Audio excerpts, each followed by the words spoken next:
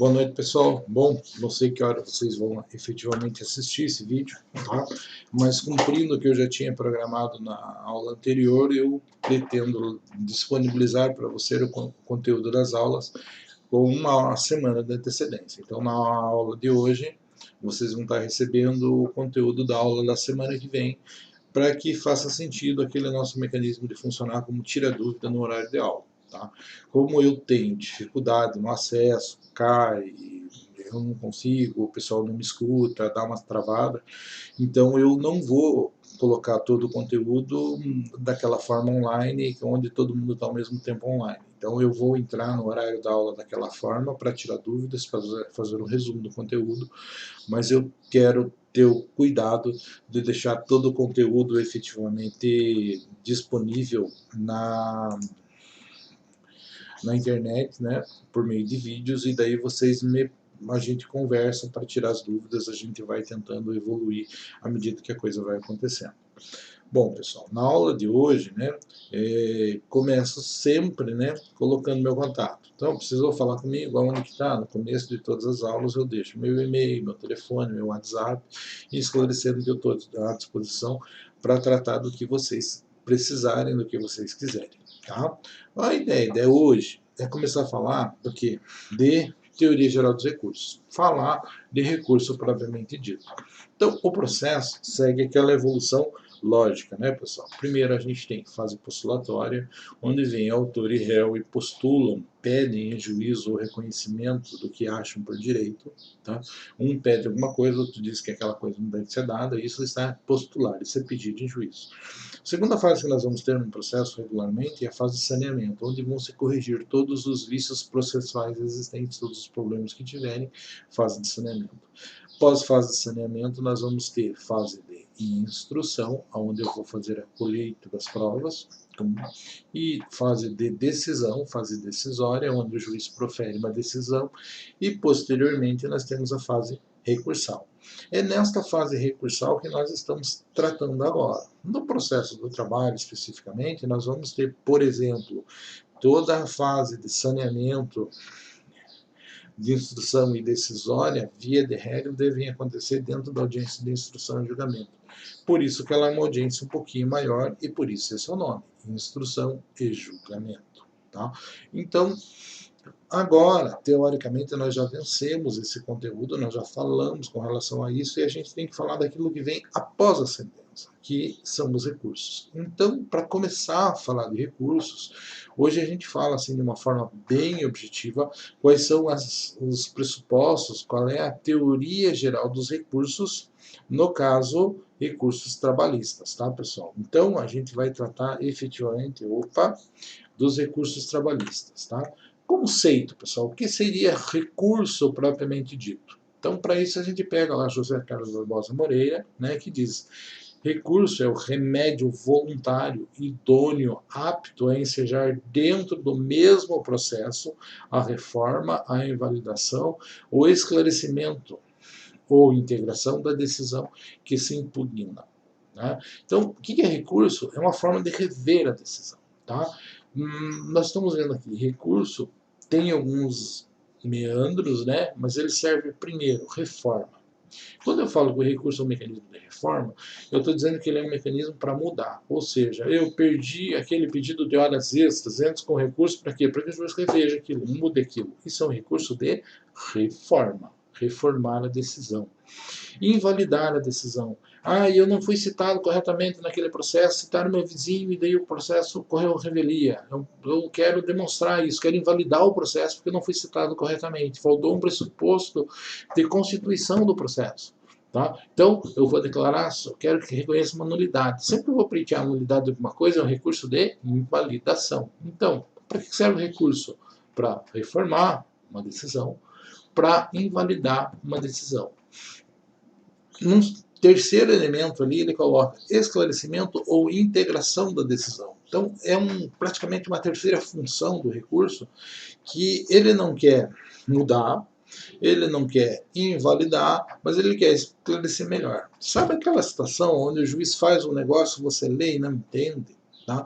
Então, seria basicamente o cargo de embargos à declaração. O juiz escreve alguma coisa e não está legal, tem uma conta que não está legal, ele citou uma jurisprudência, julgou de outro jeito, tá? Ou ele fez todo um negócio e esqueceu de uma coisa importantíssima, uma prova que estava dentro do processo, ele esqueceu de tratar daquilo, e o senhor vai lá e diz assim, me esclarece, você viu aquele negócio?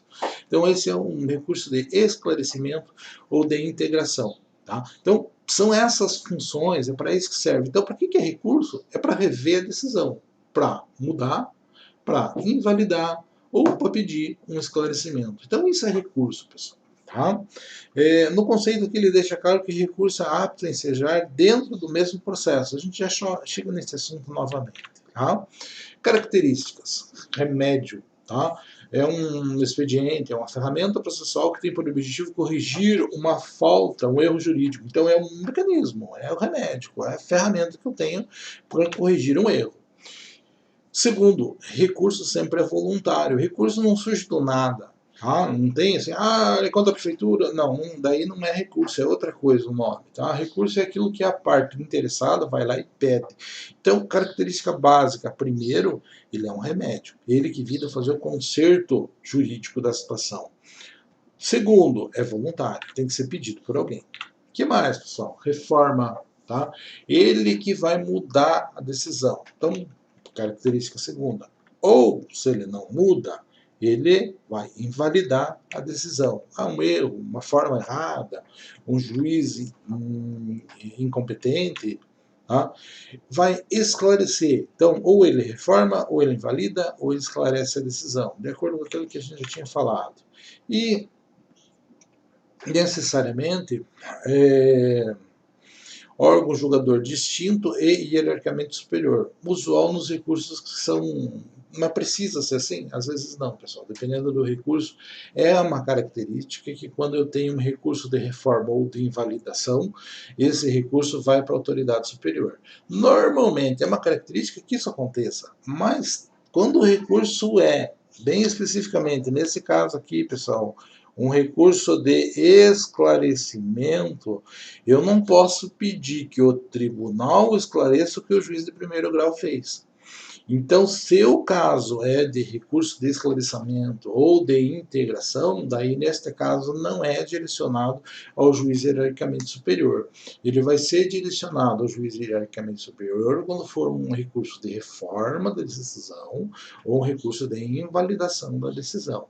Quando eu quero esclarecimento da decisão, eu vou voltar para a mesma autoridade. No entanto, o regular, o normal, o que vem à cabeça é que a autoridade superior analise ele.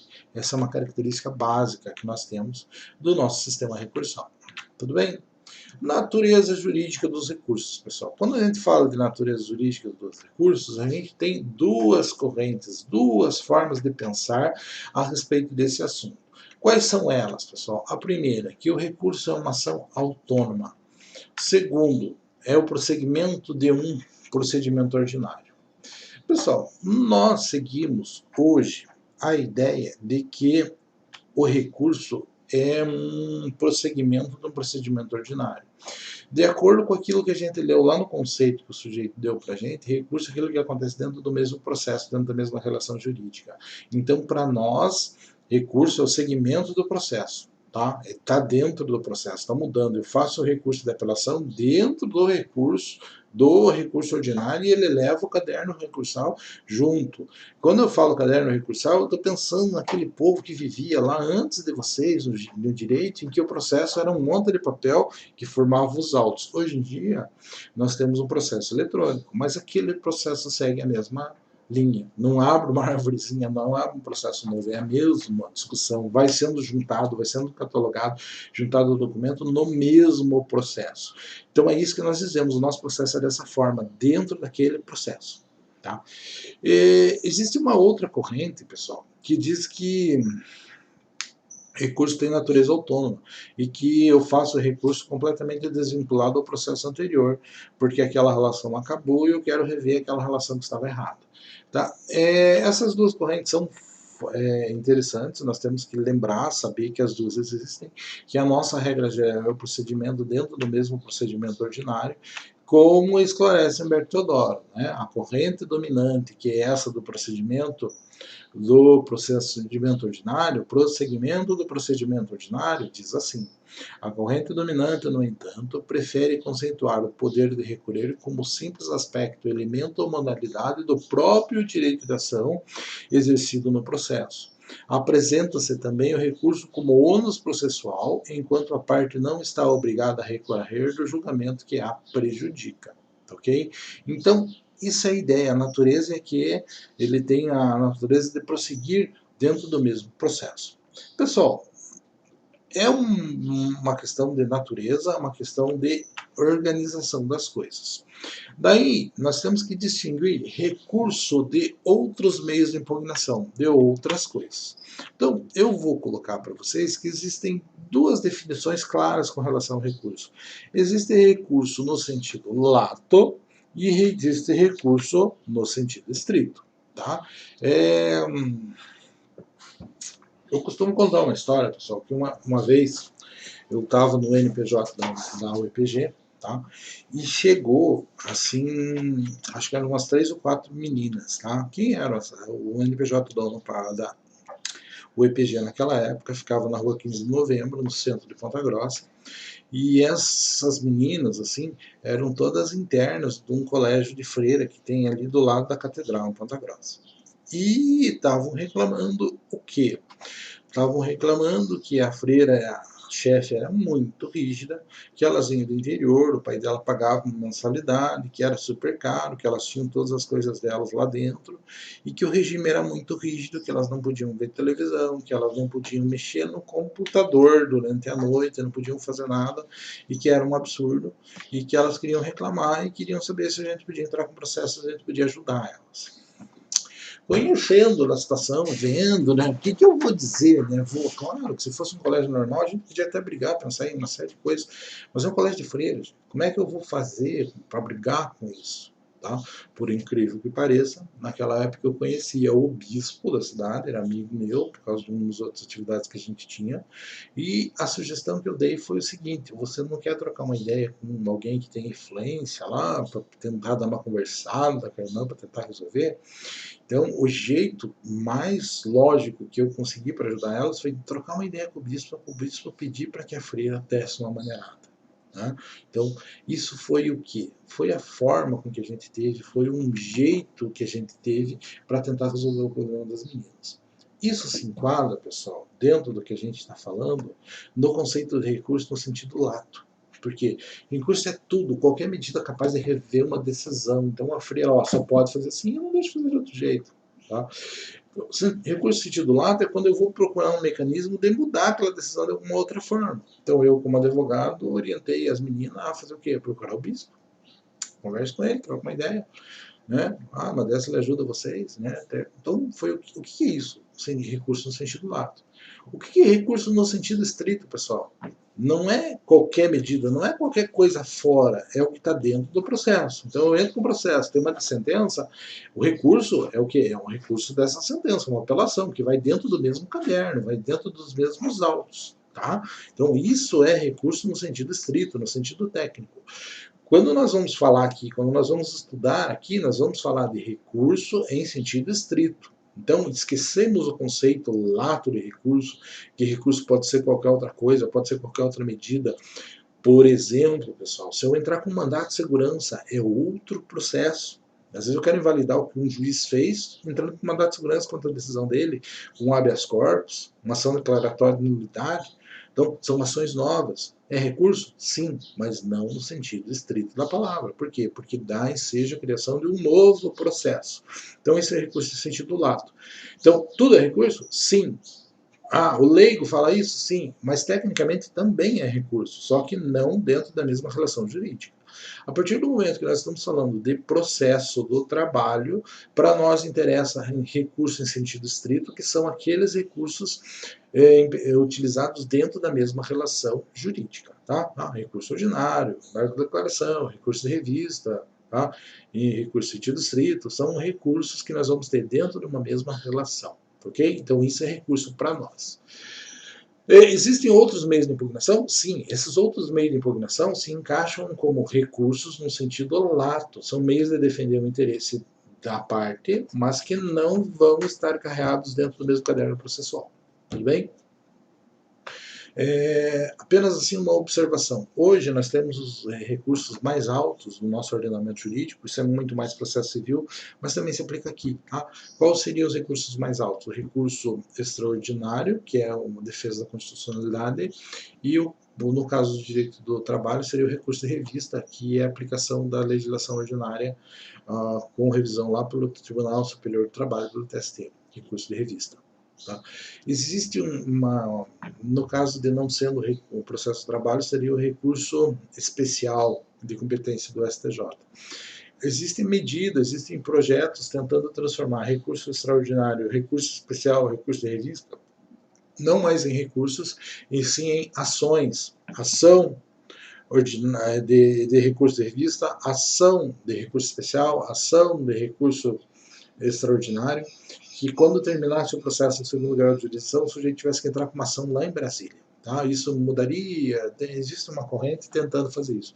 Isso ainda não foi aceito, é uma certa tendência que isso aconteça, e a partir do momento que isso aconteça, nós não vamos poder dizer mais que recurso especial, recurso extraordinário, recurso de revista são recursos no sentido estrito ou no sentido técnico, mas eles vão passar a ser recursos no sentido lato, como uma medida que pode ser usada. Tranquilo? Apenas exemplificando. Isso ainda não aconteceu, pode ser que isso não aconteça, mas existe o projeto. Tudo bem?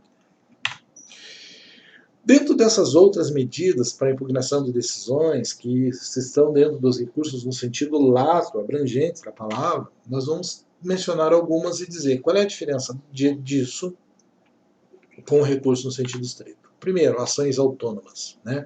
Então, às vezes, para defender alguma coisa, eu vou lá e entro no embargos de terceiro. O embargos de terceiro é uma ação nova. Uma ação declaratória de nulidade, mandado de segurança, um habeas corpus, e assim por diante. Tá? Essas ações são recursos no sentido lato, são medidas, mas não são recursos da forma que nós estamos falando, não são estudadas como recurso, não vão dentro do mesmo caderno, formam um processo novo e assim por diante. Por isso, são ações autônomas, completamente desligadas do processo principal, às vezes podem estar junto, pode estar pensado, mas são ações autônomas, tá? Então não é a mesma coisa do que nós estamos falando aqui. Remessa necessária ou reexame necessário? Pessoal, não sei, alguém já pode ter falado para vocês, se não falou, vou dizer que para vocês, enquanto estudantes do direito, é obrigação de vocês saber que existe uma coisa chamada reexame necessário, remessa necessária, que diz assim, se eu entro com uma ação contra um órgão público, por exemplo, a Prefeitura de Jaguareíva, eu ganho, isso não vira dinheiro imediatamente, isso vai ter que ser revisto pelo Tribunal do Paraná. Se o Tribunal do Paraná concordar com a decisão do juiz de primeiro grau, que é o juiz aí de Jaguareíva, beleza. Daí eu vou poder pensar em cobrar, que também não é uma coisa rápida, tem procedimento precatório, uma coisa nada. Mas não existe ação condenando o órgão do poder público de imediato. Tá? Claro, tem questão de valores, quando o valor é menor, tem outras situações. Mas a regra geral é que não existe sentença condenatória de órgão público que não passe pelo reexame necessário. O que é reexame necessário? O juiz dá uma decisão, condena a prefeitura. Mesmo que a prefeitura não recorra, o que é difícil, tá? Ele tem que mandar esse processo para o tribunal analisar para ver se a decisão dele está correta. Tá, não precisa a prefeitura recorrer? Não, tem que ter o reexame necessário. Tem exceção a essa regra? Sim, tem uma questão de valores lá, quando o valor é muito pequeno, não precisa fazer isso. Mas a regra é que sempre que eu condeno um órgão público, tem que passar pelo reexame necessário. É recurso? Não é recurso. Por que não é recurso? Porque não foi feito pela parte. O juiz simplesmente, se ninguém recorrer, ele manda para o seu superior, porque tem que ser revisto. Por conta do quê? Do bem maior que o interesse social. Ok? Então, remessa necessária não é recurso. Remessa necessária é eu condenei o órgão público em primeira instância, eu tenho que mandar para a segunda vez se eu fiz certo. Tudo bem? O que mais? Correição parcial. Pessoal, correição parcial, eu digo para vocês que equivale a xingar a mãe do juiz em público. Tá? Por quê? Porque quando você está fazendo uma correição parcial, você não está falando do seu processo, e você não está falando de direito, você está falando que o funcionário público está lhe prejudicando porque não está fazendo o serviço dele corretamente. Tá? Esta correção parcial pode ser voltada para o magistrado, assim como pode ser voltada para o cartório. Por exemplo, se um processo fica em carga com o magistrado por um ano e ele não dá um despacho, ele não cumpriu o que devia, ele não está trabalhando corretamente. Então, nessa situação, como é que eu chamo a atenção do magistrado? Tem recurso dentro do processo? Se ele não viu o que já tem para julgar, adianta fazer recurso? Não adianta. Tá? O que eu faço disso? Eu faço uma reclamação formal deste magistrado para a corregedoria, que é o órgão que fiscaliza a atuação do judiciário, e ele vai verificar o que está acontecendo. Então, correição é um pedido de que venha a corregedoria e faça uma conferência, veja, estou reclamando, tem um problema aqui no funcionamento do judiciário. Posso fazer tanto do cartorário, quanto do juiz. É comum, existe bastante, pessoal. Tá? Já fiz de cartório, já fiz de juiz, tá? Mas é a última situação, quando realmente a situação está gravíssima. Por quê? Porque equivale a xingar a mãe do juiz em público. Tá? É claro que ele quer ser promovido. Imagina o juiz que está em Jaguariúna, né? Jaguariúna, um lugar legal de morar, cheio de coisa, né? Imagina, o cara está lá como juiz, o que ele quer que aconteça na vida dele? Que ele seja promovido, que ele vá para uma cidade maior, né? Daí vai um advogado lá e faz uma correição dele dizendo que ele não está trabalhando corretamente, o tribunal vem. Isso impacta diretamente na promoção dele, no desempenho dele enquanto funcionário público e atrapalha a promoção dele. Tá? Então você atrapalha a vida, a carreira do magistrado fazendo uma correição parcial. Então, só faça em último caso. Tá? Então, uma situação bem clara. O que é correição? É reclamar do funcionário público, que pode ser o juiz, assim como pode ser o magistrado. É recurso? Não, não é. Tá? Ou seja, não é um recurso no sentido técnico da palavra, e sim no sentido lato, como qualquer coisa que a pessoa pode fazer para buscar o seu reconhecimento dos seus direitos, pode sim ser um recurso, no sentido lato. Pedido de reconsideração também não é recurso, porque ele não submete a uma série de situações e eles compreendem uma petição simples, protocolada no próprio processo, aonde você pede para que o juiz, reveja aí o que você fez, você esqueceu de ver tal coisa. É normal? É. Está previsto na lei? Não. Mas por uma questão de simplicidade, tá? De efetividade, de uma série de coisas, nada melhor do que você dar um cutucão no magistrado para que ele reveja a situação. Agora, como não está previsto, pessoal, e eu faço um pedido de reconsideração e não fiz o recurso, o que pode acontecer? Eu ficar esperando ele julgar o meu pedido de reconsideração e perder o prazo do recurso. Então, petição assim comum, mas tem que ser usada em situações bem específicas, onde ela não possa causar prejuízo em vez de um benefício para a parte. Tá? Reclamação, pessoal. Reclamação já é uma coisa bastante técnica, mas a gente tem que colocar que é uma situação diferente. Tá. Com uma alteração que a gente teve na Constituição, surgiu aquele processo de criação de súmula vinculante, processo de julgamento de recursos repetitivos, uma série de coisas, e às vezes eles englobam o teu processo num desses grupos de recursos e você acha que ele não é. Ou às vezes cria um recurso desse, um julgamento de coletivo desse, de recursos repetitivos, e você entende que o teu se enquadra naquela situação e ele é excluído. Então você pode fazer um pedido para o tribunal que vai julgar isso, seja o STJ, STF, né? E você pode reclamar que o seu recurso seja incluído ou retirado desta relação. Isso é um pedido de inclusão ou não numa pauta de julgamento de recursos repetitivos. Isto é recurso? Não necessariamente, pessoal. É reclamação contra a seleção dos recursos que vão seguir aquele trâmite específico. Não consideramos recursos no sentido técnico da palavra também. Tudo bem? Classificação dos recursos. Vou dizer, com relação à extensão. Né? Com relação à extensão, eu posso ter um recurso total, assim como um recurso parcial. Total é quando eu vou impugnar totalmente a decisão. Não concordo com nenhum dos argumentos ali colocados. Parcial, não concordo com parte deles. Imagine o caso de uma reclamatória trabalhista, tá? Onde eu peço verbas rescisórias e horas extras. O juiz defere as verbas rescisórias e não defere as horas extras. Posso fazer um recurso só daquilo que o juiz deferiu? Logicamente que sim, pessoal. Tá? E isso é bastante comum. Então, vamos pensar lá. É recurso parcial. Apenas aquela matéria que não vem de encontro ao meu interesse.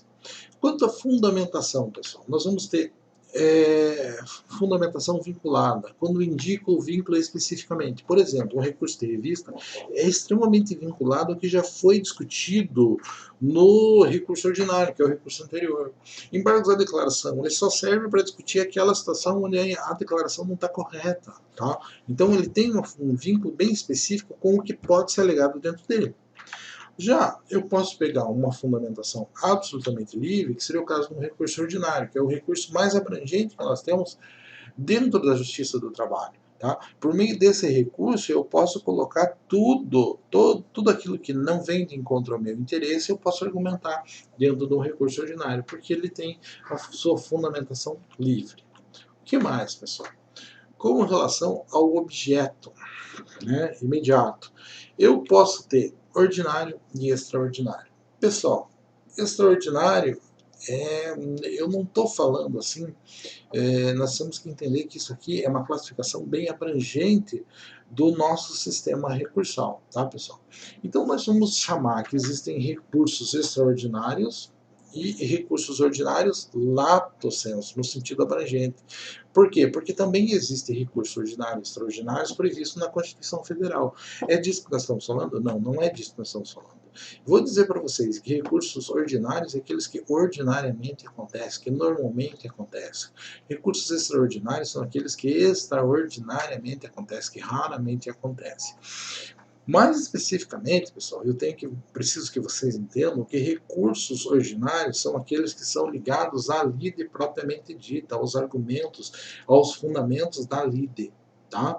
E recurso extraordinário está ligado ao funcionamento do sistema jurídico como um todo. Tá? Então eu digo que num recurso ordinário eu vou discutir o que foi provado no processo, se deu certo, se não deu certo, pelas argumentações, é isso que eu vou discutir, o direito aplicável ao caso concreto. Tá? Agora, quando eu estou diante de um recurso extraordinário, que são aqueles voltados ao TST, STJ e STF, são os nossos tribunais superiores, tá? Estes recursos extraordinários, eles não foram vistos para resolver o problema das partes, das pessoas propriamente ditas. Eles foram idealizados para resolver o problema do judiciário no tocante à interpretação da lei. Tá? Então eu tenho uma situação lá de mas como é que se aplica a lei nesta situação? Quando está se resolvendo um recurso de revista, pessoal, não está vendo se foi provado, se não foi provado, se é certo, se não é certo. É como que aplica o direito. É uma interpretação da lei. É uma dúvida com relação à aplicação da lei federal e não do problema da parte. Ele resolve o problema da parte por acaso. Tá? É uma coisa que está no meio do caminho e por isso ele faz. Mas ele é idealizado de forma a unificar o entendimento do direito positivo vigente, seja com relação à legislação trabalhista, recurso de revista, legislação federal, recurso ordinário, ou interpretação da Constituição Federal, recurso extraordinário de competência do STF. Tudo bem? Então, ordinário, ordinariamente acontece e tem a função de resolver o problema das partes. Extraordinário, raramente acontece, tá? Apesar de existirem muitos, mas eles são voltados para a interpretação e a unificação do nosso sistema jurídico. Tá? Quanto à independência, à autonomia do recurso, nós vamos dizer que existe recurso autônomo, que não depende do comportamento da parte contrária, saiu a decisão, eu vou recorrer. E existe recurso dependente, né, que tem que uma série de coisas que tem que ser cumprida para que ele possa ser feito. Por exemplo, um recurso adesivo, existem recursos que precisa que a outra parte faça alguma coisa para que você possa fazer. Tá? Então, recurso dependente ou recurso autônomo. A gente está falando isso com relação ao comportamento da outra parte. Tá? Se outro recurso, se a outra parte fizer um outro recurso, você pode fazer também ou não. Tudo bem? Dando sequência, pessoal, a gente muda um pouquinho e a gente chega assim numa situação bem objetiva. Existem pessoas, existem professores que gostam, que conseguem, né, têm prazer em transformar em aula em apenas discussão principiológica. E eu parto daquela ideia de que princípio é aquilo que a gente tem que conhecer, aquelas ideias basilares que servem de auxílio à interpretação do direito dali para frente. Tá? Logo, eu tenho que conhecer, mas eu isso não me evita de ter que fazer todo o estudo aprofundado. Então, vamos começar a falar de recurso? Vamos ver exatamente quais são os princípios recursais da Justiça do Trabalho. Isso não é absolutamente nem um pouco diferente dos outros sistemas jurídicos, mas eles têm uma aplicação bem específica. Tá? Como vocês ainda não viram recurso em outras partes, pelo que eu vi, em outros procedimentos, em outras matérias, vamos tratar deles com um pouco de tranquilidade. Primeiro, pessoal, o princípio do duplo grau de jurisdição. Isso aqui é um princípio constitucional, pessoal, bem interessante a sua justificativa. Tá? O que é o princípio do duplo grau de Constituição? De jurisdição, desculpe. O princípio do duplo grau de jurisdição é aquele princípio constitucional que me garante que a minha decisão seja vista e negada ao meu interesse por pelo menos 3 magistrados. 3? Estranho? Sim, bastante estranho no primeiro momento. Tá? Como que funciona isso, pessoal? Como é que eu justifico 3 juízes dizendo que eu estou errado? Primeiro, para que eu aceite uma decisão, precisa que ou eu fique quieto na primeira negativa, ou que pelo menos 3 magistrados digam que eu estou errado. Imagine, fiz um pedido. O juiz de primeiro grau, na vara do trabalho, deferiu o meu pedido. Puxa vida, não estou satisfeito, faço um recurso. Recurso ordinário, recurso civil básico. Tá? Fiz o recurso ordinário, ele vai ser julgado pelo tribunal. Pessoal, tribunal não trabalha sozinho. O desembargador não é que nem juiz que ele sozinho ele resolve um processo, ele vai trabalhar em grupos. E para não dar empate, pessoal, em número ímpar, como ele não pode trabalhar sozinho e tem que ser número ímpar, eles trabalham em 3, no mínimo. Tá? Por exemplo, a 5ª turma do Tribunal Regional do Trabalho do Paraná tem 13 desembargadores. Daí, na hora de julgar um processo, eles sorteiam 3, porque vai ser a turma de julgamento daquele, né? Os que vão compor o colegiado para efeito daquele recurso. De sorteio 3. Desses 3, pessoal, eles vão analisar o recurso que eu fiz. Obviamente, eles vão chegar numa decisão unânime, que é 99% dos casos, e se eles não concordarem, 2 vão votar de um jeito e 1 vai votar de outro. Tudo bem? Então, necessariamente, ao julgar, para chegar a uma decisão, 2 vão pensar de um jeito e 1 vai pensar de outro, ou 3 vão pensar igual, na pior das hipóteses. Como eu faço a conta, pessoal? Imagine que eu recorri da decisão, foi para o tribunal, foi para julgamento. O primeiro juiz que diz que eu estou errado, o juiz de primeiro grau. O segundo e terceiro juiz que eu estou errado são aqueles 2 que votaram. Teve um que votou favorável a mim, mas os 2 de lá, mais 1 do primeiro grau, fecha o princípio do duplo grau de jurisdição, que garante que eu tenho o direito de pelo menos 3 julgadores dizerem que eu estou errado para que eu aceite uma decisão judicial. Tudo bem? Isso é bem básico, bem importante. Eu quero ainda que a gente tenha aula presencial e quero voltar a falar desse assunto com vocês. Tá? Se eu não tiver a oportunidade de fazer isso, vocês cobrem, e o professor de processo civil, que vocês têm que entender muito bem no que consiste o princípio do duplo grau de jurisdição.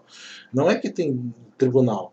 O princípio do duplo grau de jurisdição diz que ninguém é obrigado a aceitar uma decisão dada por apenas um magistrado. Tem que ser pelo menos 3. Tudo bem? Então, o primeiro princípio é esse. Princípio da taxatividade. O princípio da taxatividade, pessoal, é mais simples. Não se inventa recurso. Tá? Recursos são só aqueles previstos na lei. Então, os recursos compõem um rol taxativo. Tudo bem? O que mais? Princípio da singularidade, unirrecorribilidade ou unicidade recursal. Pessoal, isso quer dizer o seguinte, tá? Para cada situação está previsto um recurso.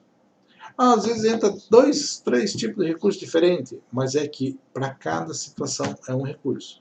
Então, se eu tenho uma decisão, se eu acho que ela está contrária à interpretação da lei federal, é um recurso. É Justiça do Trabalho, recurso de revista.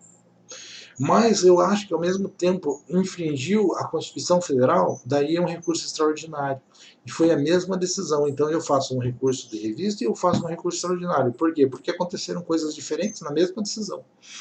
Para cada uma delas eu uso uma medida. Não adianta eu falar da inconstitucionalidade de uma coisa por meio do recurso de revista. Não serve. Não é para isso que o recurso de revista funciona. Então, o princípio da singularidade recursal vai dizer assim, para cada situação que acontece, existe o remédio próprio, existe o recurso próprio. Isso é o quê? Unirrecorribilidade. Cada situação cabe um remédio específico. Tá? Como remédio, imaginamos que nós somos médicos, para cada doença tem um remédio. Para cada problema, para cada situação específica, tem um recurso aqui dentro do processo do trabalho, da mesma forma que no processo civil. Tá? Princípio da conversibilidade ou fungibilidade. O que quer dizer isso, pessoal? Eventualmente, eu tinha que fazer um recurso ordinário. Vou lá e protocolo um recurso de apelação. Puxa, errei, né? Por quê? Porque nem existe recurso de apelação na Justiça do Trabalho. Pelo princípio da conversibilidade ou da fungibilidade, o que interessa é que você apresentou no prazo correto, perante a autoridade correta e pagou a guia correta. Se você não fez os requisitos, esqueça, ninguém vai dizer que o seu recurso pode ser trocado por outro. O que é fungibilidade? Fungível é aquele bem que pode ser trocado por outro. Exemplo, dinheiro. Dinheiro não interessa quais são as notas, quais são as modas, ou as moedas, ou se é um cheque. O que interessa é aquela importância. Tá? Soja, 50 sacos de soja, não interessa que saco que é, que soja que foi e onde foi produzido. O que interessa é a quantidade e aquela espécie. Isso são exemplos de bens fungíveis. Bens infungíveis são aqueles bens que não podem ser substituídos por outros. Tá? Por exemplo, um relógio de família que eu ganhei do meu pai, que ele é um bem absolutamente infungível, não pode ser trocado por outro. Quando a gente está dando aula de direito civil e a gente fala da diferenciação, a gente pega o exemplo do livro. Quando você pega um livro, aquele livro é um bem fungível. Por quê? Porque o livro pode ser trocado por outro com o mesmo conteúdo. No entanto, a partir do momento que aquele livro recebe um autógrafo, a assinatura do seu autor e uma dedicatória à sua pessoa, aquele livro transforma-se de um bem fungível para um bem infungível. Quando nós estamos falando de recursos, nós dizemos que os recursos têm um princípio da fungibilidade. Tá? Entrei com o recurso errado, perante a autoridade correta, paguei as taxas corretas no prazo correto, deve ser aceito como se tivesse sido o recurso correto. Tá? A mesma forma com que vocês vão ver isso lá no princípio da fungibilidade das ações, não interessa que ação que eu entrei, que interessa se eu pedi a coisa certa, se eu fiz a coisa certa. Então o princípio da fungibilidade diz isso. Se eu protocolei o recurso errado no lugar certo, no prazo certo, pagando as taxas certas, o que interessa é que eu fiz o recurso, não interessa o nome que eu dei para ele. Tudo bem? Princípio da proibição da reformatio imperios. Pessoal, isso aqui está muito ligado à ideia do penal, né? Não tem como eu falar isso aqui sem pegar um exemplo penal para falar para vocês. Imagine que o meu cliente pegou 10 anos de cadeia. O Ministério Público não recorre, só eu recorro. Eu digo que ele tem que ser absolvido. O tribunal vai julgar o meu recurso, ou ele diz que ele continua com os 10 anos de cadeia, ou ele diminui a pena. Ele não pode, em hipótese alguma, com base no recurso que eu fiz para diminuir a pena dele, dizer que dos 10 ele vai ter que cumprir 15. Por quê? Porque é proibido reformar impérios. Não posso reformar para pior. Dentro do direito do trabalho, se eu digo assim, olha, eu faço um recurso porque a empresa que eu defendo foi condenada a pagar uma indenização de 10 mil reais. Eu vou lá e faço um recurso dizendo, olha, eu não quero pagar, eu só devo 1.000. Né? Não pode ser feito, no análise desse recurso, eu, dos 10 mil, passar a dever 20. Não é possível reformar para pior. Então, o recurso nunca vai piorar a situação da onde ele está. Ok? Princípio da dialeticidade. Pessoal, quando a gente fala dialeticidade, a gente tem que ter em mente o conceito do que é dialética. Dialética é aquela síntese, antítese, né? Tese, antítese ou antítese, daí disso sai uma síntese. Então eu ponho um argumento, contraponho outro argumento e disso sai uma situação nova. Tá? Quando nós estamos diante do direito processual e da ideia do direito recursal, isso é elementar, pessoal. O princípio da dialeticidade, quer dizer, vai ter razões de recurso contra razões de recurso. E a decisão do recurso vai ser um resultado deste funcionamento dialético, das argumentações de ambas as partes. Então, o princípio da dialeticidade quer dizer isso. Tá? O princípio da consumação, pessoal. Né? Uma vez feito, não dá para fazer de novo. Tá? Eu vou lá, tenho prazo e eu vejo, quando abre o meu prazo, eu pego, porque eu já tinha visto antes, de alguma forma, eu vou lá e faço o recurso. Ou abri meu prazo hoje, fiquei indignado, vou lá, pego, faço recurso no primeiro dia do prazo. Tá? Eu tinha 10 dias para fazer, eu vou lá e faço no primeiro. Daí eu começo a olhar o processo e eu vejo que tem mais algumas coisas que eu esqueci de falar, porque eu fiz correndo no primeiro dia do prazo. Posso fazer de novo? Não. Por quê? Tem o princípio da consumação. Uma vez feito, consumou-se. Não pode ser feito de novo. Tudo bem? O mesmo princípio. E princípio da voluntariedade. Pelo princípio da voluntariedade, pessoal, quer dizer o quê? O recurso é voluntário. Ninguém entra com recurso em nome de outra pessoa. Lembra quando nós mencionamos lá que reforma, remessa necessária, que é quando existe uma condenação de um órgão público, necessariamente, mesmo que não tenha recurso, o juiz tem que mandar o processo para o seu superior para verificar se aquilo está correto e aquilo não é recurso? Por que não é recurso? Porque recurso tem o princípio de que tem que ser voluntário. Ninguém vai fazer recurso para mim, eu que tenho que fazer. Tá? Não é porque o juiz mandou para rever a decisão dele que eu vou dizer que tem um recurso. É muito parecido com o que acontece na prática, mas remessa necessária não é recurso, porque principalmente ela não é voluntária. Ela não saiu, pessoal, da iniciativa das partes. Tudo bem? Basicamente, pessoal, o que eu tenho para dizer para vocês hoje é isso, tá? É um esboço básico da ideia recursal. A gente continua falando bastante de recursos. Teoricamente, nosso bimestre é falar de recursos. Quarto bimestre, nós falamos de execução. Está tudo isso programado lá dentro do Moodle. Vocês podem dar uma olhada. No Unimestre também tem, só que no Unimestre é apenas desse bimestre. Tudo bem, pessoal? Um grande abraço. O que precisarem, conto comigo que eu estou à disposição. Vou deixar o meu contato para vocês e é isso, tá?